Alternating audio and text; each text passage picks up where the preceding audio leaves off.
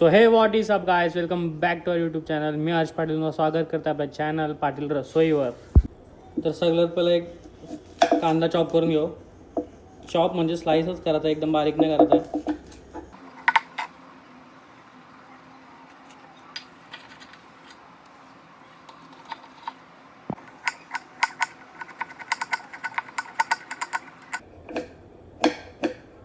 बस नाही कांदा. एक बटाटा पण कापताय. आम्हाला चिकन आणि मटनमध्ये बटाटा लागतं आणि अजून कोणला कोणला चिकन आणि मटनमध्ये बटाटा आवडतं मला कमेंट्स करून नक्की सांगा. एक छोटासा टॅमॅटो कापताय टेस्टसाठी फक्त. टॅमॅटो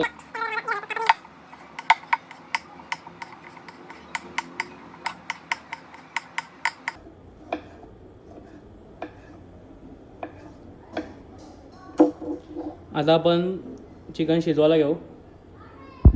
तर आता याच्यात थोडंसं तेल टाकतंय, म्हणजे ऑलरेडी टाकलेला होता.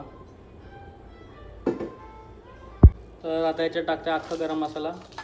जे काय अवेलेबल असेल तुम्ही टाकू शकता. आता घरात झटपट म्हणून हे अवेलेबल होतं तर मी हे टाकलं.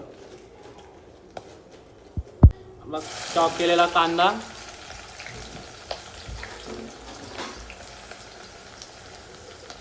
दोन कांदा घेतलेत मी मीडियम साईजचे.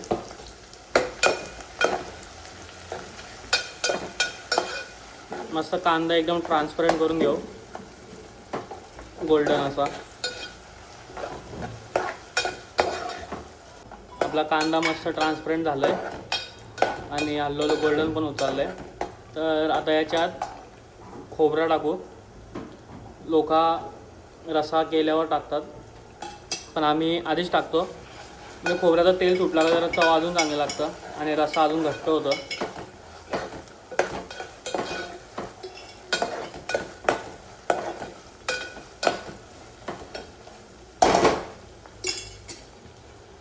यात टमॅटो पण टाकतंय. टमॅटो सगळीच नाही टाकत चिकनमध्ये, पण मला ते टेस्ट आवडतं अशी आंबट आंबट जरा म्हणून. ॲक्च्युली पेस्ट टाकायला पाहिजे होती पण सध्या आता एवढा टाईम नाही म्हणून फटाफट पिसट टाकतो. तर आता याच्यात मी मसाला टाकतोय. लाल तिखट घरचा, धनिया पावडर, हळदी आणि गरम मसाला.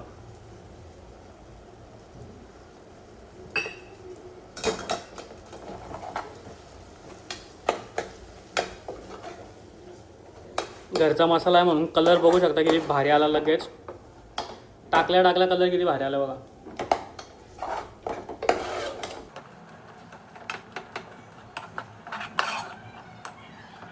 आता याच्यात चिकन आणि बटाटे होते ते टाकू.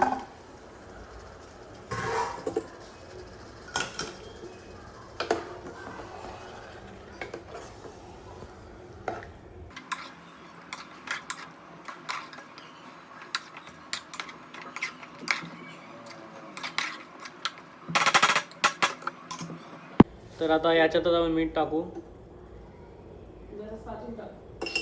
आणि टाकू थोडंसं पाणी.